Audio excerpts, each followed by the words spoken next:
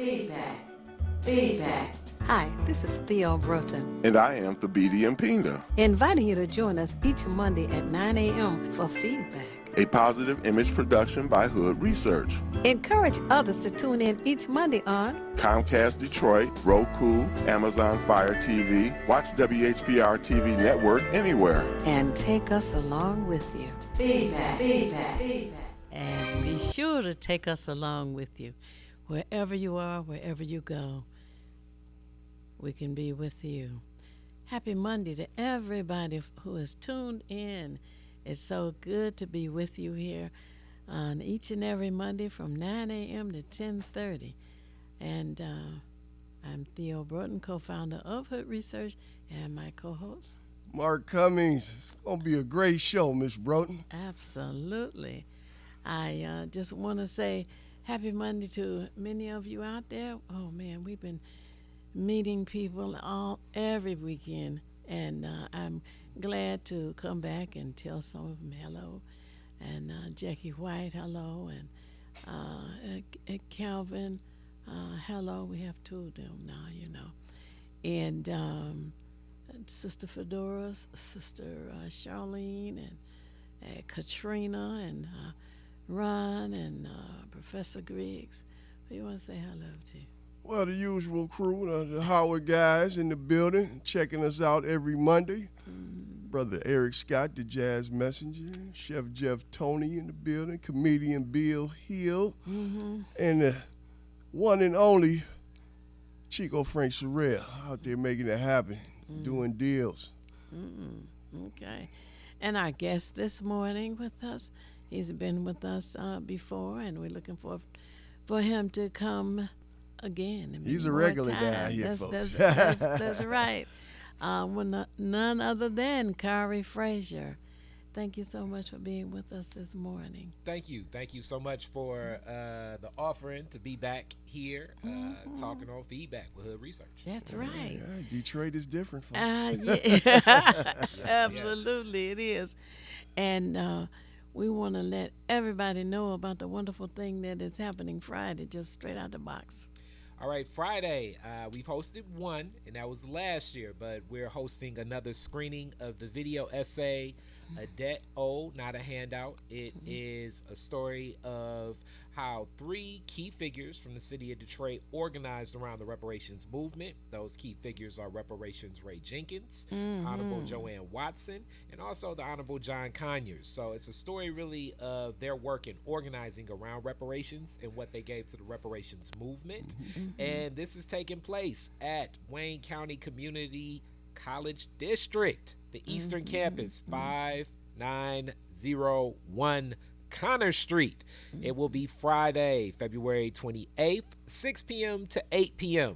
And the feature is about 40 minutes, and we're going to have a short discussion afterwards that may end up being a longer discussion. And we're going to talk about reparations and the organizing, as a lot of the work connected to Detroit is different, is focused on how we uplift and heal community through media and events, but centered around a lot of community organizing 2025 and moving beyond. So partnering with Hood Research again, when you just think of the legacy of Theo Broughton and Hood Research and all the organizing that's been happening for decades through Hood Research, this will be a great exercise in just learning how Reparations Ray, Joanne Watson, and John Conyers approached engaging community and getting others to galvanize around reparations. Absolutely. Yes, indeed. And I used to have a radio show on about 30 years ago on the MKM 1440. Reparations Ray Jenkins and N Cobra was a frequent guest, because even back then, you had to know. There's the only way we're going to get out of this mess is they got to pay this debt that they owe, and they know who they are. And we dealing with people that did pretty much built this country up to destroy it, because that's where it's headed, for destruction. But you gotta be frank. This American brand of slavery, it was diabolical, Brother Frazier. Very much so, for many reasons. And you speak of Reparations Ray doing the interviews then. He began organizing around reparations actually at the start of the 1960s with the organization Slave Labor Annuity Pay. That Okay. was the first iteration of the organization and organizing around reparations. And then from that lens of annuity pay, his call to action wasn't, it was so much of a I don't want to say brand new idea, but the efforts that he put into what that organizing was. The only person we could really think of at the time that I know through history is Marcus Queen Garvey? Mother Moore. Oh, Queen Mother Moore, And okay. Queen Mother Moore at that, and I'm saying like in the time of the late 50s, early 60s organizing. Definitely when we think of Marcus Now, Garvey and the which UNIA. Queen Mother Moore? Because most people going to be thinking about Helen Moore. Okay, Queen Mother Moore, that is in Harlem, New York, Okay. that is constituted, and this is also explored in the feature and her work in partnership with the Republic of New Africa in relationship with the Obadeli brothers or the Henry brothers, Amari Obadeli, Gaedi Obadeli, or Milton and Richard Henry, definitely with roots here in the city of Detroit organizing. Milton Henry at the time, or Gaedi Obadeli, was counsel or an attorney on behalf of Malcolm X. Oh, okay. And that legacy and that relationship from what Malcolm X was looking for to and what his works would be post the Nation of Islam really led into the foundation of the Republic of New Africa, which has a lot of roots here in the city of Detroit. As Now, they many started in Detroiters do speak Mississippi, about. right? Well, the roots of the Republic of New Africa are right here in the city of Detroit. Okay. When we think of the organizing, when I guess things kind of came together, that's in Mississippi. Okay. The standoff between, it was a standoff here in Detroit at New Bethel Baptist Church with the Republic of New Africa and the Detroit Police Department, and then definitely the good old boys in Mississippi. And rest in peace, another one of my OGs, Judge Claudia Morcom was one of those people that was organizing in support of so many people down in the South. When we think of the acts of horror that were happening then in Mississippi, Right. Leading to the murder of Medgar Evers and so much other organizing. And even still today, when we think of what Chokwe Antoine Lumumba is facing from the FBI, and some of that organizing will be taking place March 8th with a fundraiser that Shoshana Shakur and a lot of the Malcolm X grassroots organizations are speaking to.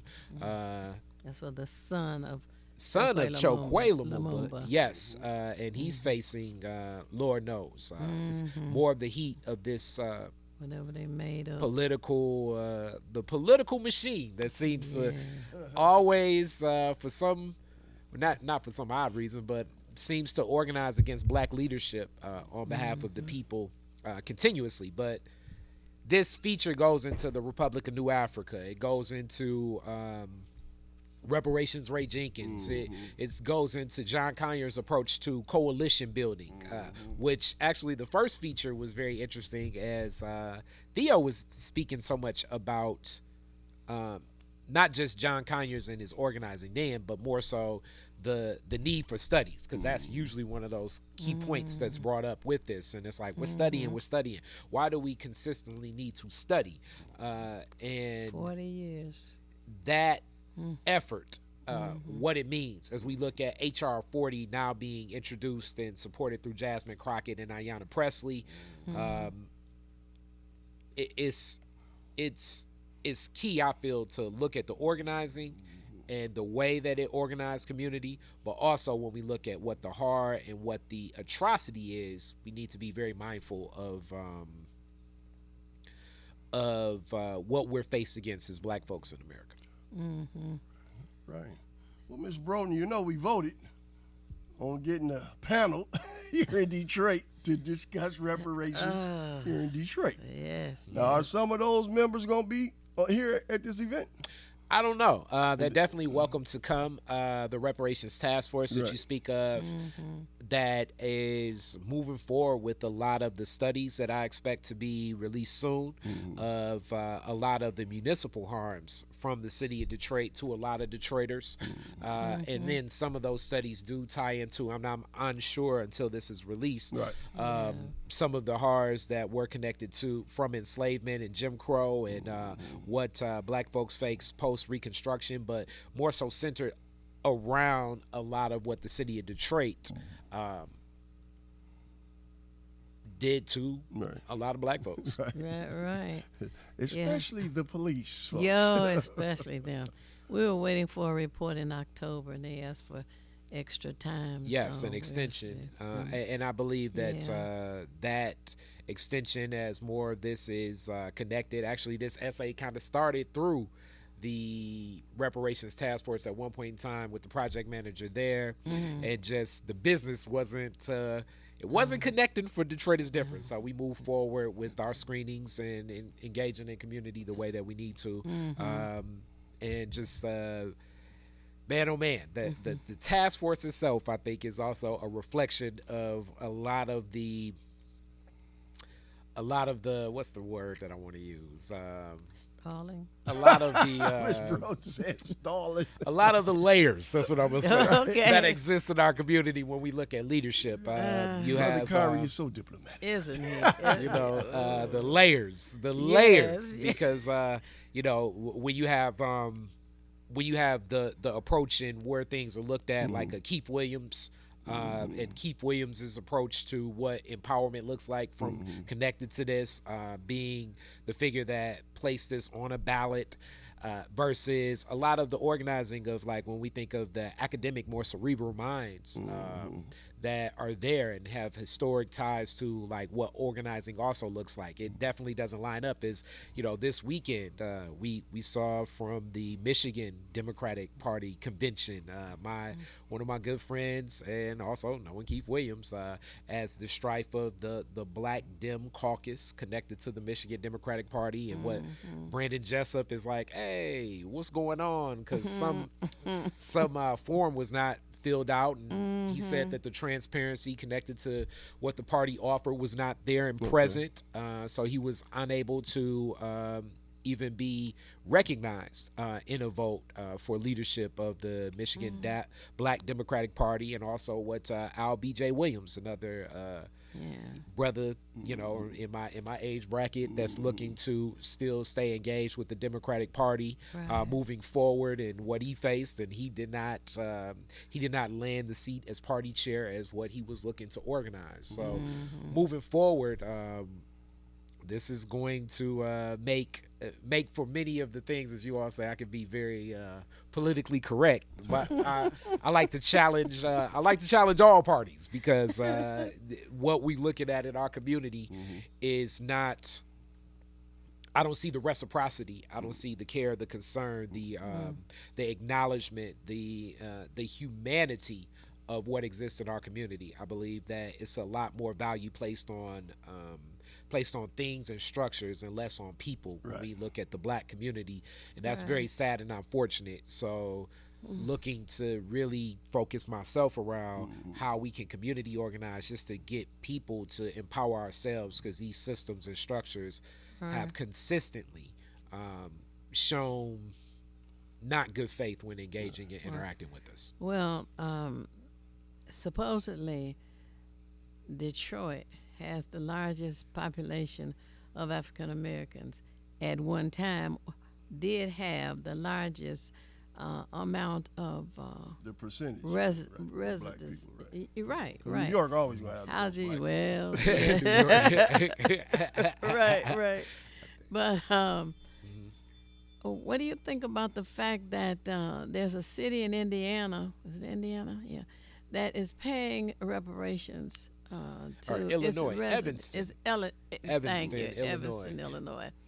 And in California, the governor made sure that the Black family received their land back. And I was pleasantly surprised to hear Manhattan that. Beach. Yes, in Southern California, right. The only only piece of land owned by black folk The only problem on is they the pretty much Atlantic pushed them to sell or it. the position. They Right. gave it back to them. It was worth way more than 20 million, Miss Bro. I have. but- Go ahead. Okay, so it's two parts. I just want to know how you The feel about Evanston those two model things. is really the premise in which Keith Williams structured the thought process behind our reparations task force. And the Evanston model, the challenge with that is I don't necessarily know if I look at that as reparations per se. Now, what is the Evanston model? So we'll know. The Evanston model is, okay, these residents have dealt with challenges, and really, I mean, any black folks, when we look at challenges, the deed on the properties that I own say that no colored people can own property How here. about And I wouldn't be surprised if a lot of your deeds probably say the same thing that are written into those laws, unless you have a property post 1970. It's going to say, Abstract is a history of the property. yeah. It tells you all of those things, like you got to be off this street by sundown, all those kind of Yeah, things. and it's so many laws that definitely just are written in against black folks. So the Evanston model takes profits from marijuana sales that were sanctioned through the state, and then sends it in lieu of reparations for some of those residents. And that was the thought process at the time, because we have to remember, as this is being written, this is, this is pandemic era. A lot of people had money, and the marijuana industry, especially in Michigan, blossomed, where there were a lot of profits made. Right now, I believe that marijuana industry is right setting to really what it is. I mean, marijuana is farming. I think it looks kind of glamorous, possibly from the ties to street culture that people may think, but the money and the profits being made aren't what it is. And also, it's looking at taxing a group of people that had nothing to do with something and taking that money and giving it to someone else. That's where I think that it wouldn't work for Detroit as much. For Evanston, with a less population, it was a functionality that made more sense, especially when marijuana was making the type of money it was making. And now with marijuana not making the money it's making, it's not as lucrative, and it's not the same gateway.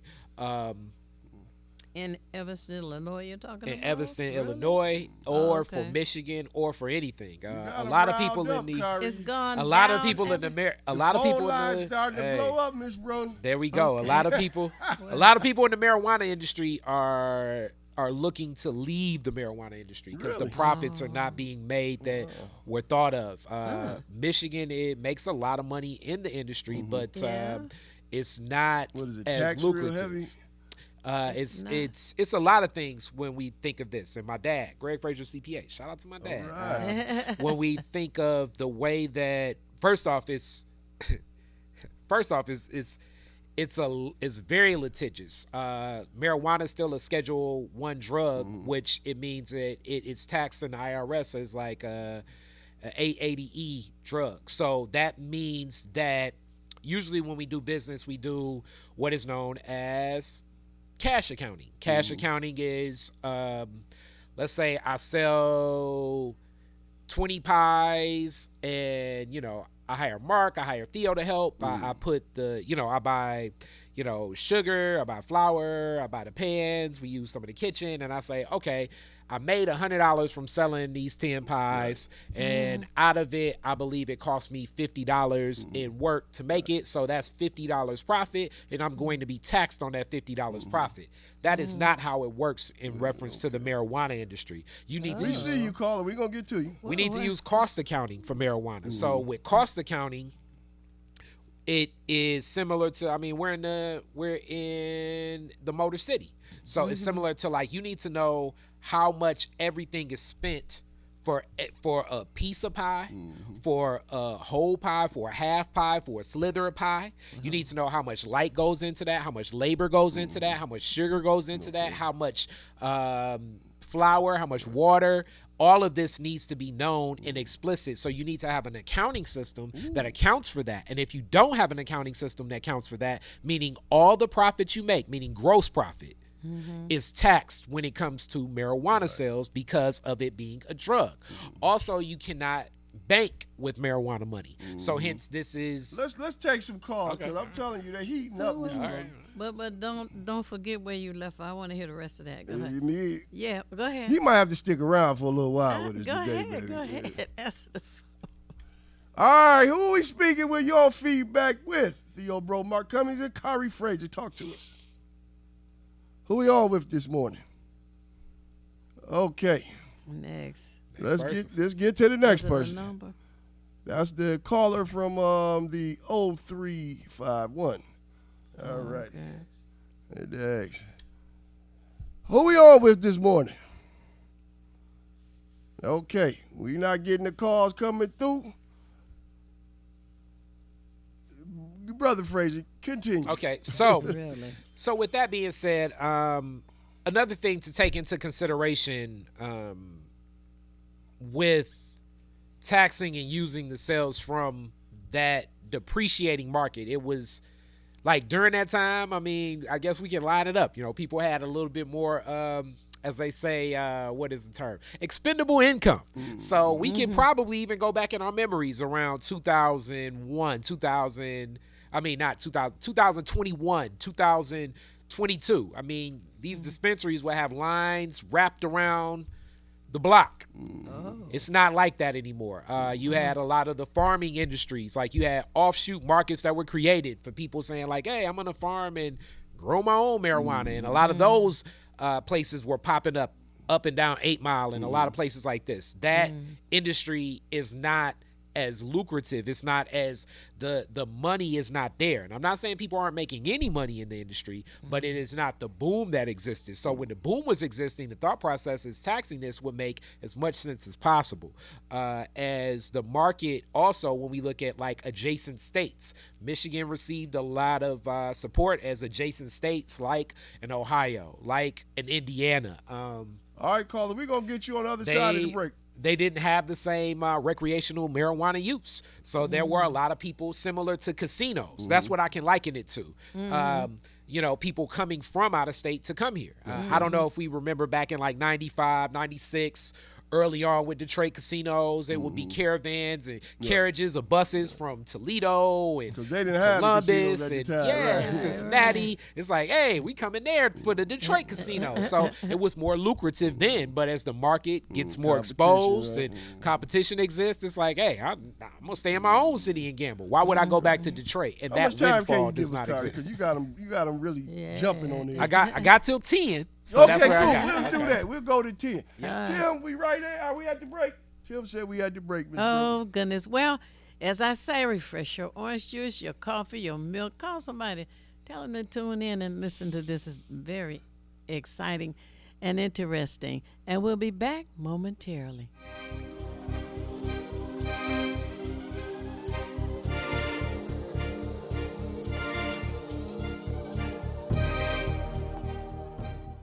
I'm James Ford, founder of the Obama Weekend, and a partner of the Hood Research Team, composed of the knowledgeable Theo Broden, the super analyst Henry, and the colorful Al Martin.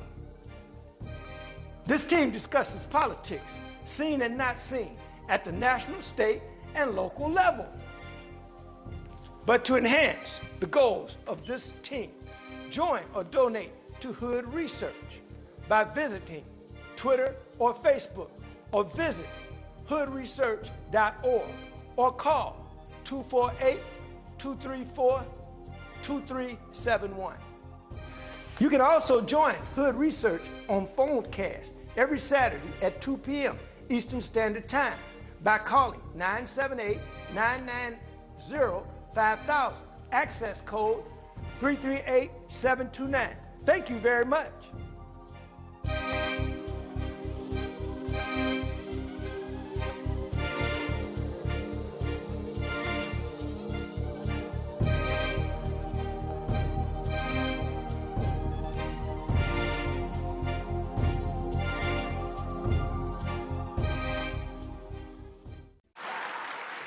It's the These Nuts Show with your host Butter and friends. Butter here, magician escape artist, practicing for my show tonight. Come on in, have a seat. Everybody settle. Butter, you're on in 5, 4, 3, 2. In a few seconds, there gotta be enough to get out of this one. Twist a little turn, ta-da! It's showtime. It's your old friend Butter here. I may be a nut, but I know to wear my mask. Please welcome my first guest tonight, fitness guru, Wally Wallnut.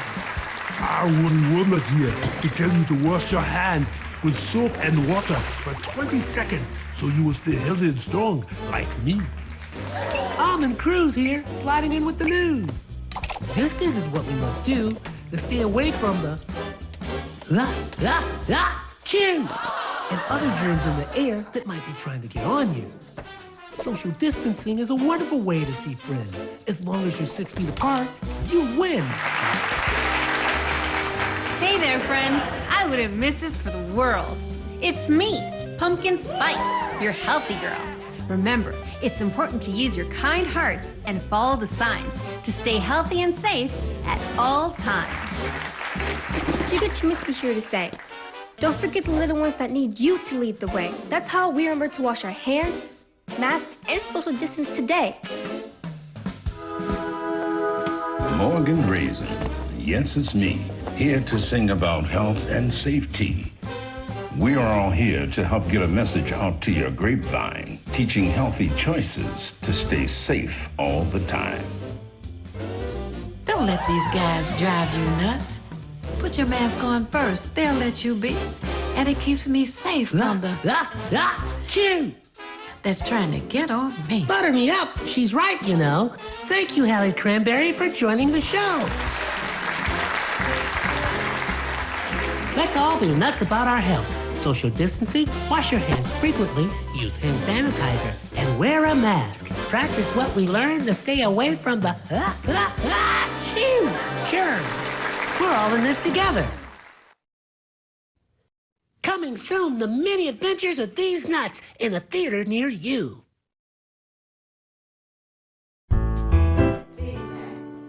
Feedback.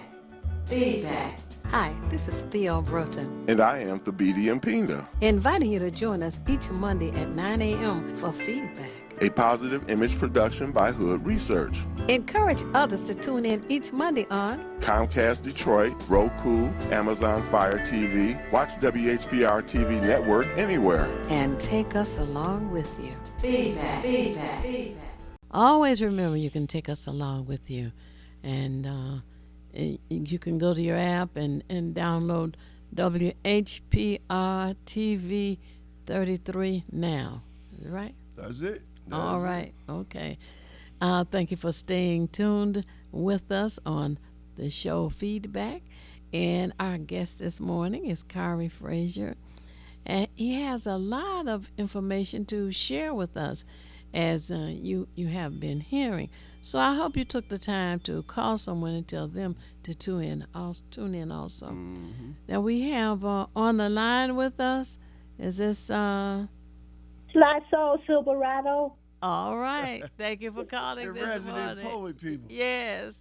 Yeah, I was just calling in to say the free the land and free the weed reparations win and please. There's another task force meeting March the 7th at 11:30. It's going to be in the Irma Henderson Auditorium, 13th floor, and that's the City of Detroit Retiree Task Force Hybrid meeting.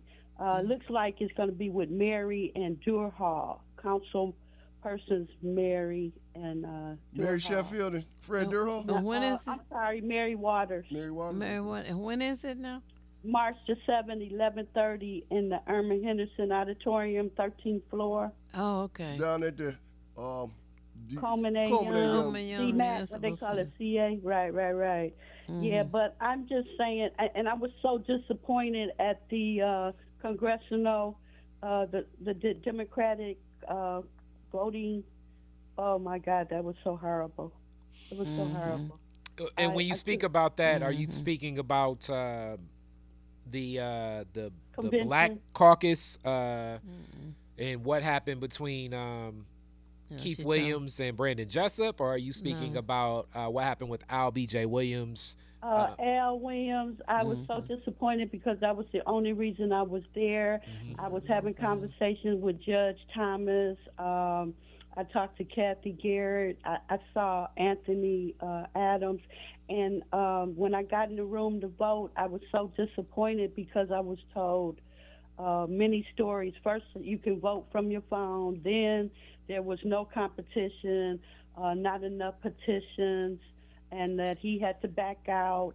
The lines were like 3-4 hours long just to get certified. Luckily, I had my handicap chair, so I was able to get in the handicap line, and someone helped me to get prepared. But prepared for what? I didn't even get to vote. It was so disappointing, and I just felt like it's always some tricky business going on. The room was already set for one guy to win. Wow. And Jocelyn Benson was there, and there were many people campaigning. What's his name? The Reverend Kinlock, who's running for mayor. So it was just a big mess, and it was a full day. The best thing I got out of it was I met somebody from Force Detroit, so I'm definitely going to hook up with them because they're about crime intervention. Well, and we know it's a need more constant young battle. folks in that. We know that. It's always a battle. But Yeah. like I said, we talking to Brother Frazier. They're going to have this movie. Who are some of the people we're going to have down there as well? Okay, so like featured in it, I mean, it's you as the guest. So featured in the film, you have let's see, you have definitely John Conyers III, the son of the Honorable John Conyers. You have Ricardo Jenkins, the son of Reparations Ray Jenkins. You have Cicely McKinney. You have Judge Deborah Thomas that Sylvia was just speaking of. You have Kwasi Akwamu. You have Ken Coleman and Jamon Jordan, both historians of things here in the city of Detroit. Monica Conyers, the wife of the late Honorable John Conyers as well, former city council member.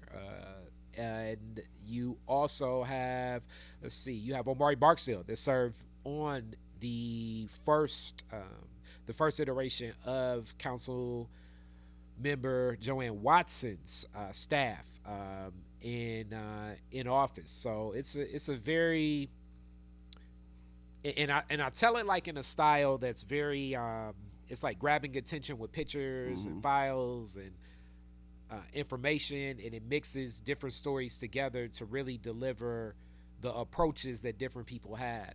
Also clips from Joanne Watson, Reparations Ray Jenkins, and John Conyers speaking for themselves. Also it's an older clip of Gaidi Obedelli, because one of the many rebuttals that often is against the whole concept of reparations is, so many people will say, well, I had nothing to do with reparations. That was so long ago. Why am I going to be penalized for something that your people, that other people, dealt with?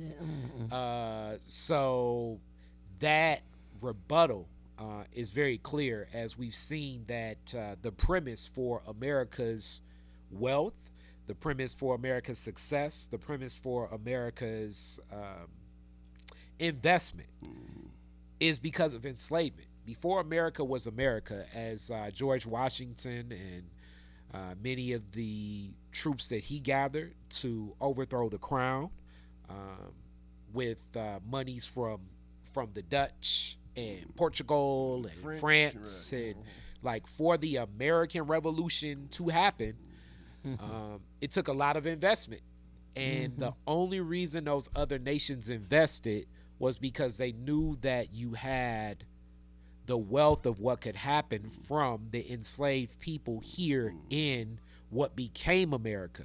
So what founded America is truly a connection of knowing that you had value in this from the people that were enslaved. I like to frame that often, so hence the people that are here, even if you have nothing to do with it, quote unquote, if you're an Indian that's here in America, The reason America exists is because of an enslavement. If you are Japanese and you're in America, the reason America exists is because of enslavement. The success America has is because of enslavement. The wealth it has is because of that. All of that. So to try to separate one from the other, you're not looking at everything the right way. Well, you know what, Kyrie? I like to say, and Sylvia as well, and Miss Broden, this idea that you know where your tax dollars going is absurd. Okay? Yeah. We pay tax dollars, but money goes to these people, these immigrants that come over here, Yes. and we got to give them all kind of funds for being refugees of countries that are in war and all of this. But we don't say, we don't want to get up no tax dollars to them people. We ain't had nothing to do with that war over there. You can't say that because they take that money out of your check. They make you pay that money out of all your money that you make when you're running a business, and the money goes wherever they decide it's going to go. So, like we were speaking before we got off the break, if you create a department within the federal government to start taking in the money, then we can put it out towards things. Because we all know we done dealt with a whole bunch of injustices. Then people from these other countries know. They come over here and say, y'all done marshaled everything and got us the rights that we have so we could be in the position we in. So it ain't like they don't know that we done dealt with injustice, and we still dealing with injustice. Heck, I mean, DEI is supposed to be something that's what? A part of helping us for what we done and being out of the workforce for 150, 200 years after slavery. But what? What did they say? Oh, y'all don't deserve that now. We done gave you enough of that. This is the stuff we gonna have to build a consensus on how we explain why we need reparations and how we gonna get the reparation and what it means to us. Because that's the biggest Not only that, Mark, I'm tired of why they have to do a study. How long you gonna study when you gonna give something to some people that you? I don't even think we've been doing a study, money to everybody else that ain't had no study, came right across the border like you said and got the red carpet, and here we are paying money in.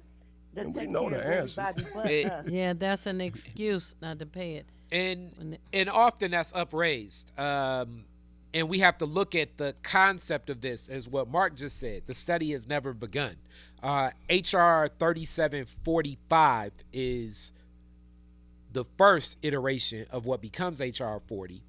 And that was written in 1989 and introduced to Congress then. This is through the lens, and that's why I believe there's a lot of folks, and I agree with the thought process. Like, what are we studying? But we do have to think through the lens of Congressman Conyers and what has been executed. The approach that Congressman Conyers takes to this is the same approach that he took to creating Martin Luther King Day as a holiday.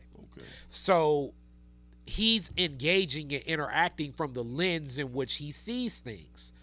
There are other tactics and approaches that are uplifted in the video essay that can be executed as well.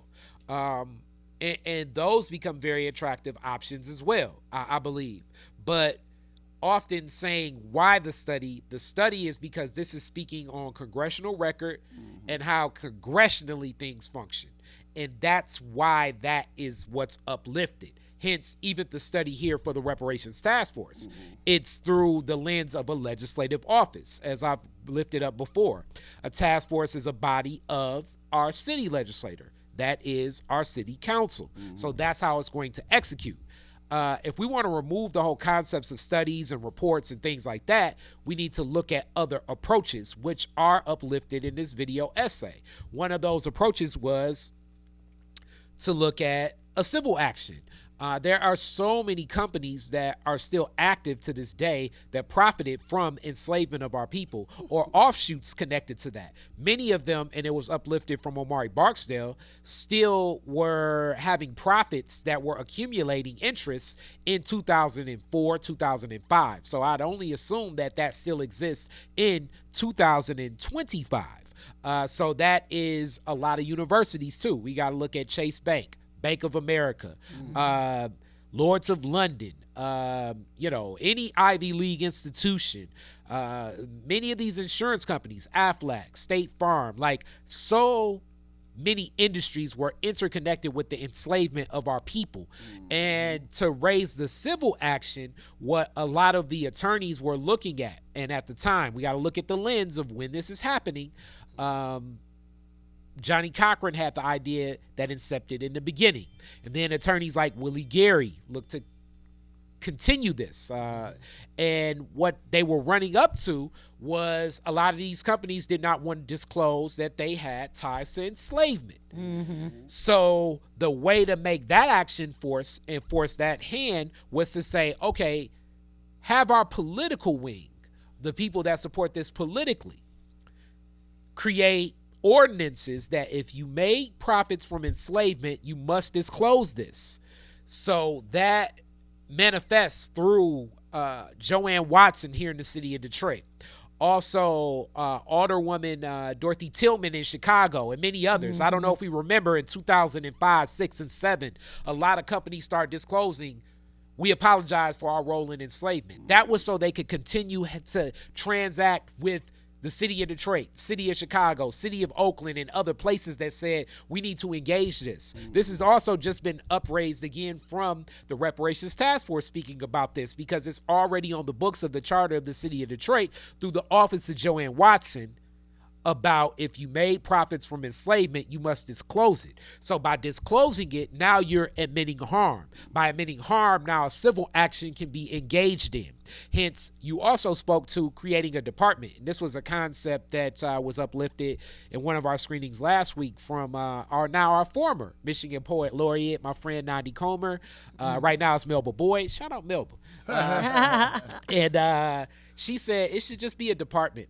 And then that department can decide the harms, because Mark may see it differently than how I see it, and our families may have experienced different layers of these horrors. You know, he may have family that was in Oklahoma. He may have family in Philadelphia. He may have family from Rosewood. I may not have that. So we're not necessarily looking at a blanketed response, but by creating a department and officers of social work and finance working within this department, I think you can engage and look at reparations and say, now it can continue as well, instead of just like a one-time check, a one-time a tax, not paying taxes, a one-time scholarship, or like, you know, you get to go to college for free, or you can get Medicare for free. We don't know what that is necessarily for what you face as a family connected to this horrific institution that America has executed.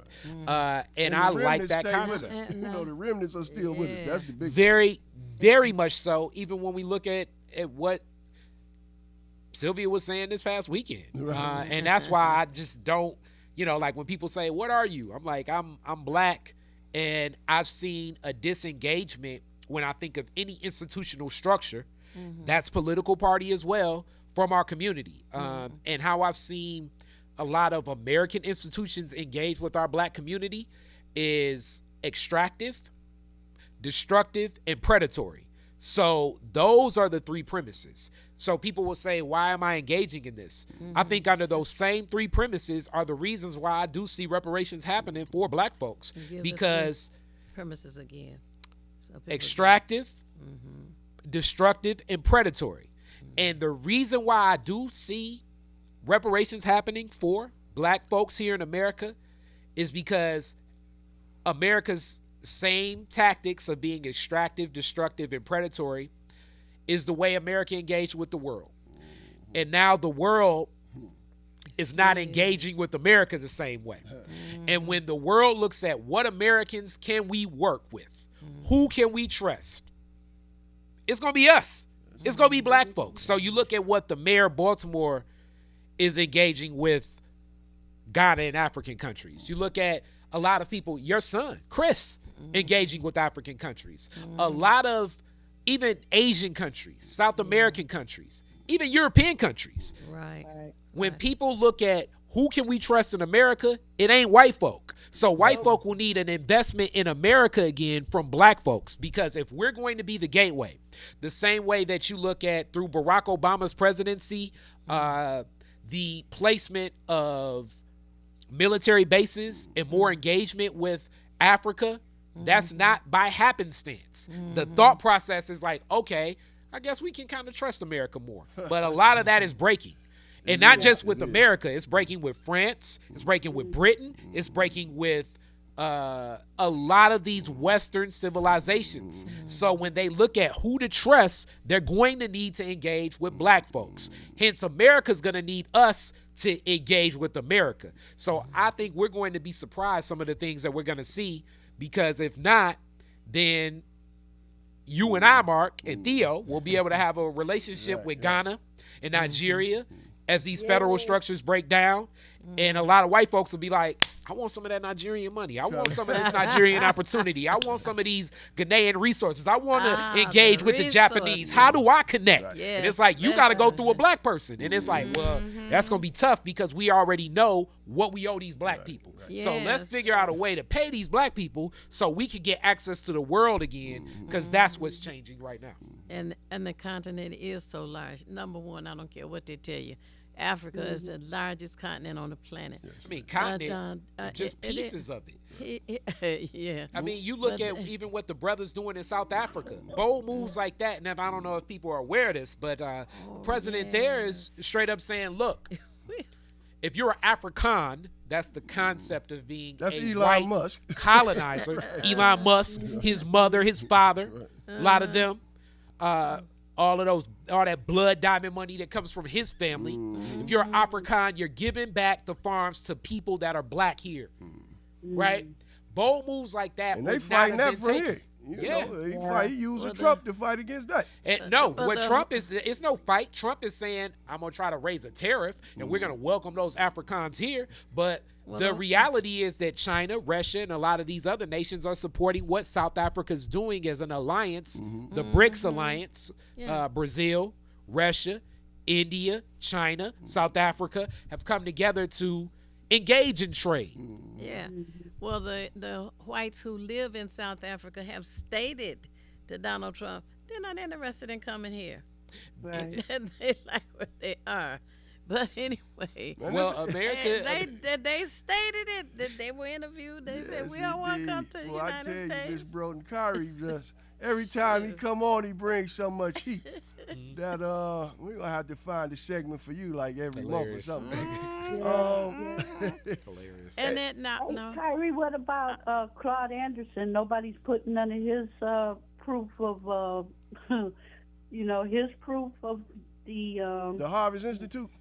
Yeah. Well, Claude Anderson, he's got a web of information to prove that they owe us reparations. Well, let me just say this before we get into all that, what they owe us. You know they owe us. I'm just going to give you one example of all the stuff these people come over here and say they ain't got nothing to do with it. Georgetown University was about to go out of business. Okay, they had 123 slaves. They had to sell every last one of them to keep in business. Now, our bodies were currency, okay? Yeah. Paid the loan off, kept that school in business so people could come from Asia and everywhere else and go to Georgetown to this day because of our bodies. Because of that, and they saw the picture with the guy with all the lashes on his back, turned out he was related to somebody. He was one of them slaves from Georgetown, so now they got to pay some of the family, they get free tuition to Georgetown. You familiar with this, Brother Ferguson? That's what I'm talking about.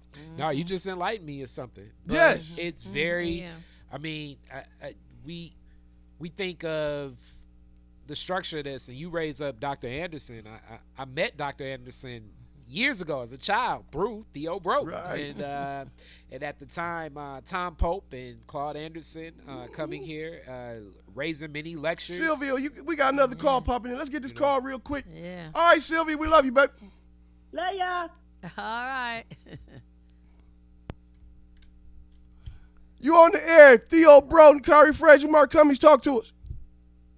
Okay, you say I'm on the air? Yes, you are. Talk to us. Okay, I had to turn it down. I'm so busy trying to hear what you're saying that I just called to say that I am highly appreciative of this young man that you have here and what he represents, which is research, which is that's why I'm calling again. I'm gonna get in with the program and get a membership. So I'm gonna get off the line so I can call, so I can turn this volume back up. Okay. Get your pen and paper, too, so you can take down all this information. Look, huh? I'm going to write your number down right now. I can lock you in. I'll give you a call after we get off the air. Yeah. Okay, good deal. All right. You could What's be your name? be with us Friday. My name is Amir. Amir. Asamad. Okay, All right, brother, thank you, man. Amir. All And, right. yeah, join us We're- Friday to watch the feature. It will be at WC3, the Eastern Campus, 6 p.m.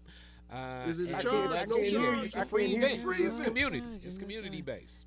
If you're driving east on I-94, exit on Connor, Right Oh, there. I'm and not you driving. bear I to don't the drive. right. I don't drive right now. I had to sell my truck. you know. I have to. If I can't get there on the bus, I'm not. I can't. Right now I got to save my money. I got something else to do. I can't be riding around.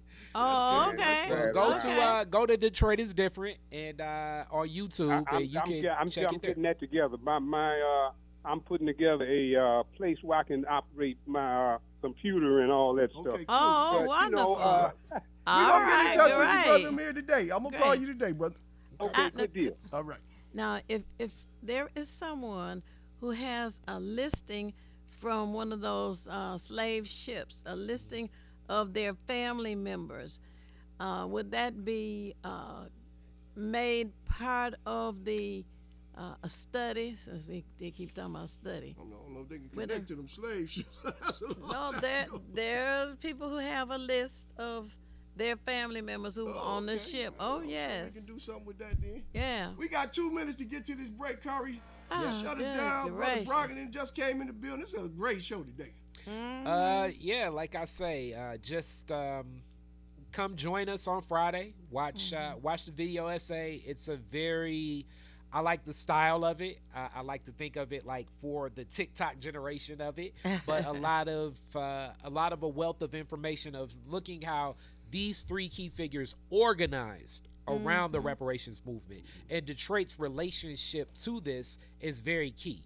As between me and you, Detroit's relationship with any black movement is very strong, just because so many black folks in Detroit. This is key, and many of these discussions can continue to grow and carry on, as it's going to take strategic approaches, not just politically. It's going to take legal action. It's going to take social action. And it's definitely going to take some cultural action, because that's also what took place for the Martin Luther Ms. King. Brown gonna want you to give some kind of number or other way they can reach you. Yes. Okay, reach me through Detroit is Different. Go to DetroitisDifferent.com. You can email info@DetroitisDifferent.com, and that's like really how it's spelled out. It's not any colloquial way. DetroitisDifferent.com. Yeah, info@DetroitisDifferent.com. Email me. We're definitely open to engage and continue to grow You got a Facebook page these as well, concepts. right? Yeah, Detroit is Different on Facebook, on Instagram, and TikTok. But the best way, I definitely think, is email. Okay. And it's this coming Friday, which is February the 28th. The last day From- of Black History Month. You can get some Black History in. I know that's right. From 6 p.m. until 8 p.m. Yes, at the indeed. Eastern Campus of Wayne County Community College District. And thank you so much. And definitely Hood Research in full effect. Always. Yes, indeed. Thank you. Thank Yes, you. indeed. Well, we're right there at the break. Oh, Brother Brogdon is yeah. in the building. Oh, man. The Black Business Book, baby. All right. And refresh your juice, coffee, milk, call somebody. And we'll be back momentarily. It's the These Nuts Show with your host, Butter and friends. Butter here, magician escape artist, practicing for my show tonight. Come on in, have a seat. All right, everybody settle. Butter, you're on in 5, 4, 3, 2. In a few seconds, you gotta be enough to get out of this one. Twist a little turn, ta-da! It's showtime. It's your old friend Butter here. I may be a nut, but I know to wear my mask. Please welcome our first guest tonight, fitness guru, Wally Warmer. Wally Womer here to tell you to wash your hands with soap and water for 20 seconds so you will stay healthy and strong like me. Almond Cruz here, sliding in with the news. Distance is what we must do to stay away from the chin. and other germs in the air that might be trying to get on you. Social distancing is a wonderful way to see friends. As long as you're 6 feet apart, you win. Hey there, friends. I wouldn't miss this for the world. It's me, Pumpkin Spice, your healthy girl. Remember, it's important to use your kind hearts and follow the signs to stay healthy and safe at all times. Chica Chiminsky here to say, don't forget the little ones that need you to lead the way. That's how we remember to wash our hands, mask, and social distance today. Morgan Raisin. Yes, it's me, here to sing about health and safety. We are all here to help get a message out to your grapevine, teaching healthy choices to stay safe all the time. Don't let these guys drive you nuts. Put your mask on first. They'll let you be. And it keeps me safe from the... Chew! That's trying to get on me. Butter me up. She's right, you know. Thank you, Hallie Cranberry, for joining the show. Let's all be nuts about our health.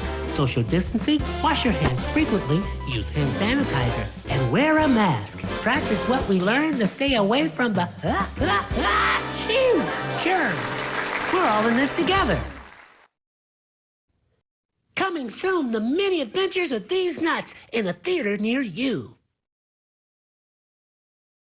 This is Bruce Simpson, your City of Detroit ombudsman. I am here to address all of your complaints and concerns. If you need assistance regarding city services, please contact my office at 313-224-6000 or contact us via email at ombudsman@detroitmi.gov. This is Bruce Simpson, your City of Detroit ombudsman. WGPR Detroit HD2.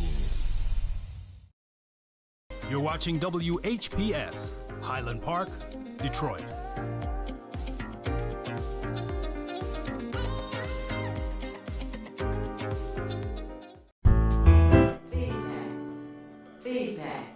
Feedback. Hi, this is Theo Broughton, And I am Thabiti Mpinda, inviting you to join us each Monday at 9 a.m. for feedback. a positive image production by Hood Research. Encourage others to tune in each Monday on Comcast Detroit, Roku, Amazon Fire TV, watch WHPR TV Network anywhere. and take us along with you. Feedback. Oh, I'm so glad that you all have stayed with us this morning. And we have our next guest, and I'm sure that most of you, if not all of you, know Anthony Brogdon, the author of the book, Good Black Business, right? Black business book. Black but business it is good book. black Good history, black though. business. It's good black. I coined that phrase. Yes. I'm the inventor of good black history phrase. That's why I keep saying. That's why I keep saying that. Keep saying it. And you know, Ms. Broden, But thank before you we for could being even a- get back on the air, they was calling when I mentioned Brogdon's name, the phone lit up. Oh, that's good stuff. I'm Yes, trying to it build is. my following. Yes, There are a lot of people who want to know some good black history and Ex- want to hear some inspiring conversation. Exactly. Yeah. Should we take this call, Ms. Broden? Yes. Who we speaking with here on feedback this morning? This is James Ford. Can you hear me, sir? James Ford, we Yeah, can just hear you. speak Talk up. to us. You got Anthony Brown. You got to speak a little louder. Okay, look, this is a very serious. I hope everybody go get their pens and pencils or whatever and just take a number. It's a lot of people really concerned. I know you people read the news and all this stuff and say about this crazy stuff that's going on within the government.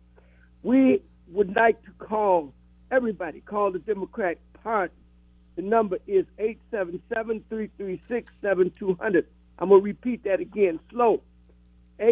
877-336-7200. Call the Democratic Party. Make sure that they record what you say because it needs to be played. If they do not set up communication with the Republican Party and let them know that in 2028, we are not going to play the fact that if there's any type of national catastrophe, anything that goes on with the weather, anything that goes on with anything, mudslide or anything, a tornado or something to tap, we're going to have an election. The Republicans are playing hardball. We playing softball. We got to let them know it's going to be an election. And this man is going to specifically shut down anything. I know it's a long way away, but you got to start putting that in their mind that it's going to be an election. He has said it's not going to be an election. He said that he's going to do everything to deter an election. So just call the Democratic Party. They want to hear this. They want to hear what I had to say. We definitely. I got the number. Matter of fact, they call me back again. 877-336-7200. I'm gonna just leave that to people that are concerned. They got to know. We gonna let them know now. We ain't having it. No dice. It's gonna be election no matter what happens in 2028 in November. Yes. God bless you all. Thank you very much, and your show is wonderful. Yes, Thank you sir. very much. Thank you. Bye-bye. Brother James Ford, the progenitor of the Obama weekend, getting it done. Yeah. And the red light. Stop running them red lights. Oh, yes. It's Black History Month, people. And we've been putting it out this month. I'm telling you. The way to end it is with the gentleman that's all about Black history. Yes. Brother Anthony Brogdon, our resident historian for Hood Research. Once again, brother, what is going on? You've been doing a lot here lately. Oh, yeah. I got to get it out, not just in Detroit, but across the country as best I possibly can. Yes. So yesterday I was at the Southfield Library. It was a spoken word poetry setup. I got up there for about 5-10 minutes. They told me don't stop. And all I did was try to rhyme some of my discussion. I thought about it on the fly because I think about it all the time. And so I'm excited that this coming Wednesday I'm in the at a school in Ypsilanti, and on Thursday I'm at the main library in Jackson, Michigan. Wow. Next week I'm in Alabama. I'm going from Tuskegee to Montgomery to Selma for the bridge crossing. And I got book signing in Montgomery, and I'm speaking at Tuskegee University with Booker T. Washington. They say he's not going to show up, though. And that would be amazing, but I'm going to feel his spirit. Home of the Commodores. Oh, yeah, Tuskegee. So I'll be there. And then after that, it's Harlem, New York, at the Harlem Y in April. It's Philadelphia in May, Galveston, Texas in June. July, I'm having my own festival. Check this out. We're at the museum in Mount Bayou, Mississippi. Oh, Mississippi. Okay. Mount Bayou, a town of black folk. And all of them from the beginning came from a particular plantation. And when they got their freedom, they bought this land in Mississippi. So they own the city? They own the city. Yeah, a little small town that's thriving called Mount Bayou, Mississippi. And so that's the weekend of July 10th, 11th, 12th, 13th. And all this is on my website, businessintheblack.net. Okay, now when you're in New York, what's that date? That's April 12th at the Harlem Y. April 12th, which is a Saturday. Oh, all right. Yeah, I'm going to be there from 12 to 2. I'm going to be there where Langston Hughes wrote some of his poetry. And some of them other Harlem Renaissance icons. And I'm super excited about it. There's no question. And there's more to come. I mean, I could keep going on and on. All of it's on the website. But strong inspiration. Yeah. No, the website is businessintheblack.net. Okay, Business in the Black. Yeah, that's the website. You go there, you can learn. You can get a copy of that book. You can hear what I'm doing. And also it's got a link to, if I may say, my podcast, Strong Inspirations, where I give it to you straight, no chaser. Intoxicate your mind with what I call good black history. Not DUI, but to make you fumble and stumble with some stuff that you've never heard before. Yeah, and that is Now, what's the latest one on Strong Inspiration? Oh, man, probably the latest one is a guy who I met in Macon, Georgia when I was there last year. This brother is an attorney, right? He hate the N-word so bad that he sued dictionary publishing companies to take it out of the dictionary. Okay. And won. Oh, One or two really? instances, yeah. Oh, well, Now, I didn't know the word was in there. I knew it was in there, but I didn't know he could win a sued. lawsuit. And I can't tell you which company took it out. But he sued, and I didn't know it was in they there didn't either. even fight it. It didn't go to court. From what he says. Now I know And the he's word known for that. niggardly is in there, and that means you're frugal and cheap. Is that right? Oh, Lord. Yeah, I didn't know. I didn't know it was in there. I never looked for it. Right. But I didn't know the word Nigger was in there. Yeah. I got one I'm going to release in the next 2 days. This sister wrote a book. Check this out. This is what they did to us. They would not, down in some southern states, give money to the HBCUs and to students to go to get higher education degrees, masters, lawyers, doctors, but they would give them grant money to go north. And so she wrote a book about that about that policy. Wow. I guess part of it, and this is one of the things I asked her, I said, well, why did they do it? First of all, they wanted to discourage them. But secondly, they thought if they did get the degree, they wouldn't come back. I'm about to get in touch with that sister. Yeah. We got to have her on the show. Yeah. She's out of Emory, out of Mm-hmm. Atlanta, and she came on the show. Let me see. Another one is I got Frederick Douglass's great-great-grandson on the show. He tells the story that Frederick Douglass's son and Booker T. Washington's daughter were married. Did not know that. Oh, wow. And it's amazing. It's called Strong Inspirations. It's on YouTube. Check it out. Hit the subscribe button. That's free. It's free. Good Black post History. some of those over on Hood Research Facebook page, folks. Yep. So when you get to our page, you'll find all kind of great stuff. Oh man, I'm so enthralled with Hood Research and how y'all been doing it for so long, so effectively, that it's amazing. The commitment, not unbelievable, but amazing. The commitment y'all have. And the last time, not this past King holiday, but the King holiday before that, at the Detroit Athletic Club, the lady sitting in the middle got an award. Yes, it and did. I stood up, clapped, standing ovation. Yes, it did. And it was so well deserved. Yes, and so that's the other thing that I try to chronicle is what black folks do for other black folks, and many of them are strangers. Don't even know their name or how they can benefit from their efforts to help make the community better and strengthen and enhance. And she's just one of those pillars. Along with my man Mark. I'm not slighting my man Mark by no stretch of the imagination. But the lady in the middle is the one with the she's the pull the strings and all that good that stuff. was Pastor Charles Williams. Yep. King Solomon Church.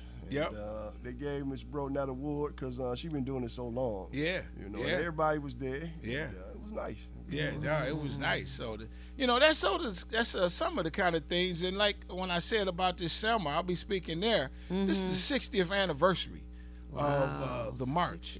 That and you know what? A lot of things that I didn't know is that they did march on that Sunday, and they got beat. Bloody Sunday. Bloody Sunday. But what happened was, the word got out around the country. The governor had the change of heart because of the pressure, and they went back and they called Turn Back Tuesday. Okay. They went back 2 days later with the same troopers that beat them, protecting them. How about that? Wow. Over that bridge. And it was crazy.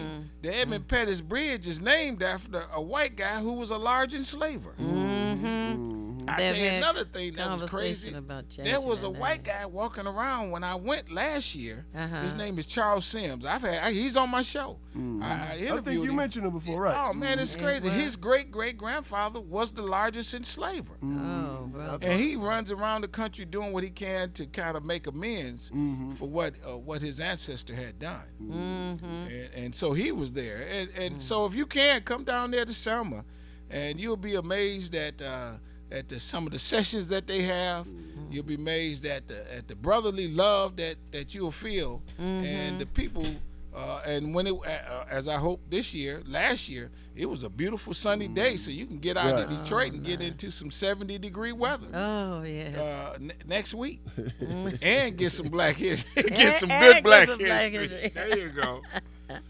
Not only that, just be on that hallowed ground Yeah, that oh, our man, people this walked is on. amazing. Every time I go down to Memphis, I go down to the Lorraine Motel and just to be in that same where they walk. Yep. With people who knew they might be assassinated. I mean, people don't understand. They marching, and you're gonna get injured, or you might get killed. I don't think people understand how deep it was. They just think it was cats just marching.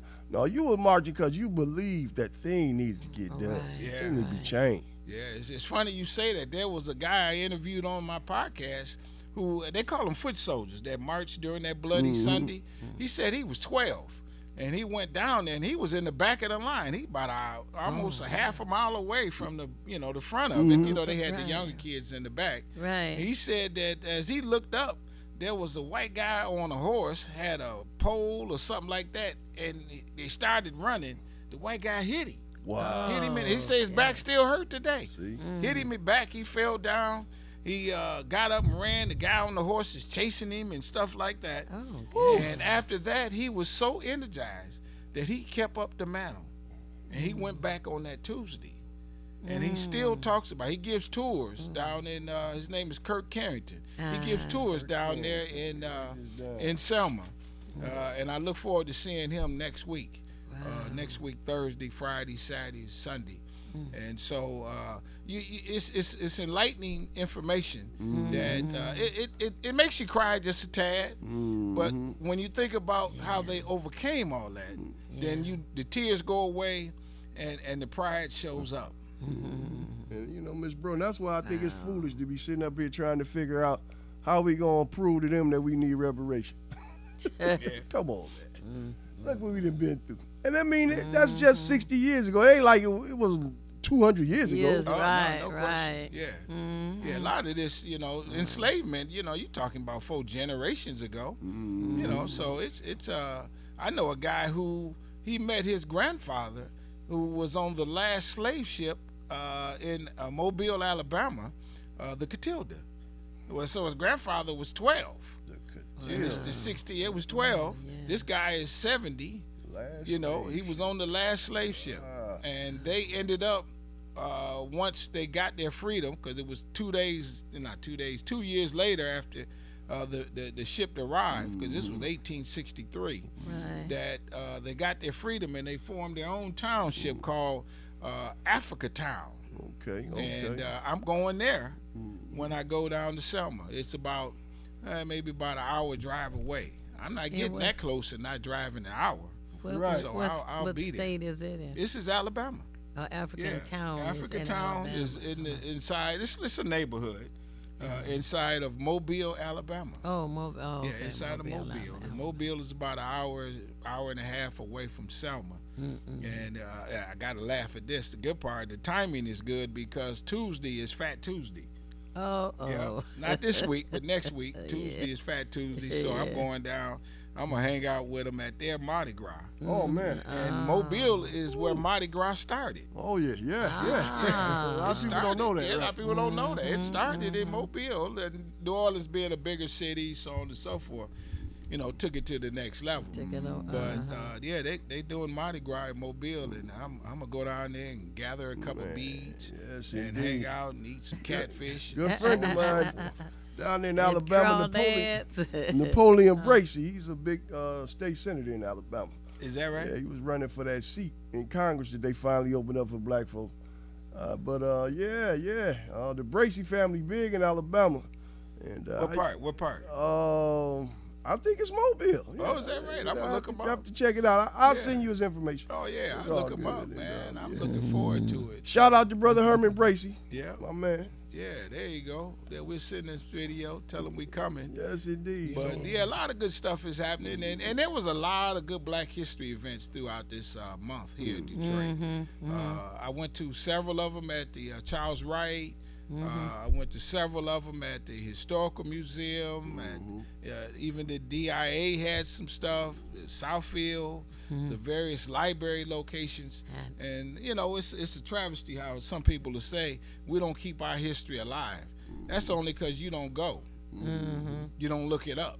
but it's theirs, right in your face, and it's free a lot of times. They want you to show up.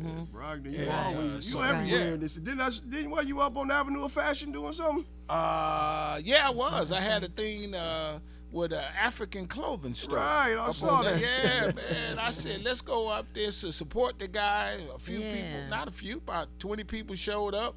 And he presented us with some authentic African food. Okay. That was unbelievable. The fish still had the eyes in it. Wait a minute. They chopped the head off. Then he chopped the head off. We want you to eat some of the head. You know, some of the head you eat. There's meat in the head. Oh, Big fish. And he told us what it was like growing up in Ghana. And it was so moving. That and this month, the first week of this month, I had my 4th annual Living in Africa. It'll be the first weekend in next year, 2026. Okay. It's at the International Institute of Metro Detroit. I had 8 African countries represented. Okay. On Kirby and John R. Yeah, on John R. Exactly. These are people who live in Detroit who are from Africa. Okay. And they told us firsthand what it was like. What time they got up to go to school, and how they walked to school, and what kind of clothes they wore, and what time is dinner, and what do you do on the weekends? I mean, things that we just kind of don't even think about. Now, are they paying for their education?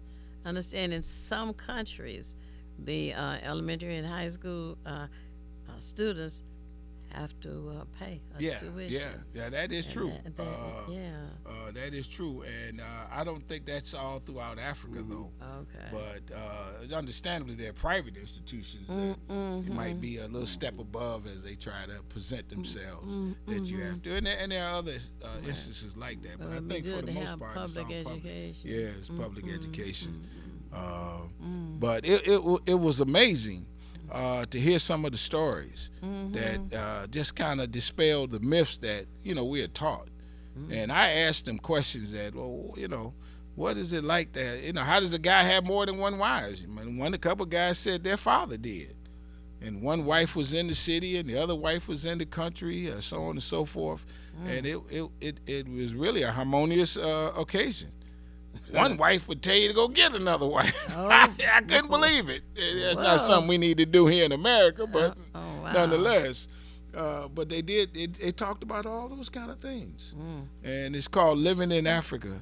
And so I'm excited. They can have as many wives as they can afford. Yeah, you got to afford them. Yeah. So it's a whole different dynamic in some of them African nations. Wow. But I did say, well, where is the lions and the tigers that's running around? And the bears, oh my. Yeah, and they said, man, that's in the national park. And the lions don't come in the city or nothing. You kind of wonder how they didn't. But they don't come in the city. And the elephants. Yeah, and the elephants. He said they don't want to come around us because that's a death sentence. And they're smart enough to know that. So it's like a barrier, imaginary barrier that they don't go past. Once you go in those areas on those Jeeps and things, you see it on social media. Yeah. The lions don't even come up to the Jeep. Oh, yeah, goodness. They don't want to do that because the man in the Jeep got a gun. Oh, one lion told his other buddy, "Hey, don't go up to the Jeep. Don't go to the Jeeps. Hey, that ain't good. So you can kill all of whatever you eat over there, and they watch you killing them too. Oh, yeah, they do. I see it on like I said, on social media where the lions and different animals attack what their prey is. The elephants almost on the extinction list. Yeah, for the tusk. Yeah. The hippopotamus almost on the list. Well, they they done kill so many of them. Yeah, they kill them all. They don't care. They just around. Yeah, so, but I think the thing that I come to realize though is a lot of what we might hear is not always the total truth. So often it was crazy. I was in West Palm, Florida, about 3-4 weeks ago, and I spoke at a school. Okay. And I asked the school, how could y'all let me do this? And they said, we ain't listening to that governor. We want our kids to hear some good black history. There's a lot of black people. Yeah, so it was amazing. He said, now, I don't know if anybody could get in trouble, But I was right in front of 200 students. And at a high school, and the students were sitting there saying, "Man, like a lot of times people do, I hadn't heard this." And they were so appreciative of me sharing with this good Black history in West Palm Beach, Florida. That's where Donald Trump. Yeah, Donald Trump's. Right. Yeah, he's right there. Mar-a-Lago ain't that far from there. Yeah, he's right there. I saw it. It's on the West Palm Island. I didn't want to go over there. I just saw it. I wish I could have threw a rock over it. Yeah, indeed. Don't get me on that one. Right. A good friend of mine from West Palm, Sister Tanya Burke, went to school with her at Howard University. Her father pastored there. Dr. Gerald Burke, he passed away last week, or a week or 2 weeks ago. But good figure in that community. A lot of people also from Detroit in West Palm. Yeah, I've been down there a few times. Yeah, they have a golf outing called Snowbirds. Okay. Yeah, there's a lot of Detroit people near there. And people from Detroit go down because it was 80 degrees. I couldn't believe it. I ain't know what 80 felt like. I took that T-shirt out of the back of the closet. Hold on. Yeah, that was so enjoyable. And there's a crazy story out of West Palm. There's back in the day there was a guy named Flagler, who was very wealthy out of New York, oil man. He went down there to use it as a vacation home. And what he did was he built these fabulous hotels. Everything in West Palm is named after him, the streets, the schools, the library, what have you. So he wanted to build these vacation homes. And one of them is called Bricker. And they're fabulous, probably some of the most fabulous in the country. And what he did is he had the black people do the work. You know how you employ us and what have you. And they lived in a little town called the Sticks, near the hotel. And then when he finished building them, he burned the town down. Wow. Yeah, he burned the town down. So it's that kind of stuff. It makes you think, but it's the history. Yeah. But I talk about the resiliency of us, brothers and sisters. In my book, I tell you about 30 slaves that own businesses. I tell you about slaves who went to college. I tell you about Howard University and all them HBCUs. It's in Black Business Book. Get you a copy of this. Brother Amir, you're coming in as a member. You're going to get a copy of this book. I'm going to call you. Hook up today. I'll bring it right to your door. We're going to get it signed by author, historian Anthony Brogdon. You're going to have a signed copy today, brother. Yep. And anybody else, this is my contribution Join to help research. keep this live. Yes. Get one of these. Yes. Or one of these. Yeah. We also, the Edisons. Shakira and Jeffrey L. Edison. The Last Bath. Attorney. A true story. Attorney Edison. Yes, indeed, folks. You join, you're going to get one of these books. You're going to get stuff for being a member of Hood Research. Yep. Miss Bro, and take some us knowledge. home. Take us home. Well, at the end of the program, I like to say it is not necessary for you to know everything. What is necessary is for you to know how to find what you need when you need it. And we at Hood Research seek out as much information as we can to share with you, encourage you to share with us. We want you to support Hood Research and join us. The email is contact@hoodresearch.org. Again, CONTACT. The able to circle around little @ symbol, then HOODRESEARCH.org. That's contact@hoodresearch.org. Our telephone number is area code 248-234-2371. Again, the phone number is area code 248-234-2371. If you want to join Hood Research and receive an application, you can call or email that number, and it will be forwarded to you. And we appreciate your support. And Mark? Woo! What can I say? Hot today. That's all I got to say. Get in touch with Brother Anthony Brogdon. Business in the Black, folks. .net. .net. Yes. Get over there, and then if you're just on YouTube, put in Strong Inspirations. It'll pop right up. That's right. And you'll see him right there, and then he got a number of videos, so you can just pick out what you want and be there all day watching good stuff. Join Hood Research. We can't say it enough. Brother Kari Frazier, that information. Go down there and check him out on Friday.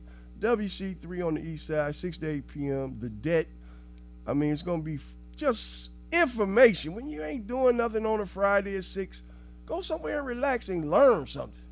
I mean, it's a good thing. Yeah. And I've been doing this for a long time, and I'm telling you, we're going to keep doing it. Ms. Bro been doing this a long time down here on WHPR TV 33. R.J. Watkins been doing a great thing in the community. It's good to have a studio like this. This don't happen every day.